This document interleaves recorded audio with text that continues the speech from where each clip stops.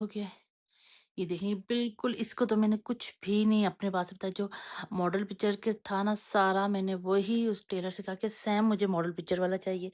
इसके चौक पे भी लगवाई, इसके दामन पे फ्रंट बैक पे सेम वैसे ही लगवाई जैसे मॉडल पिक्चर की थी। एप्लिक करवाई ये वाली, इसी तरह से बैक पे इसके एचिंग करवाई है। अच्छा मैंने इसके साथ ना स्लिप अटैच करवाई है क्योंकि ये कपड़ा बहुत नाजुक कपड़ा है, ये देख ले बिल्कुल पतला सा जिसे कहते हैं ना, ये वो है। तो इसके स्लिप लगवाने पे ही जाके इसकी कोई लुक आई है।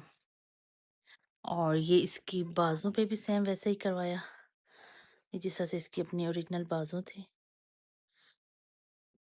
ये इसका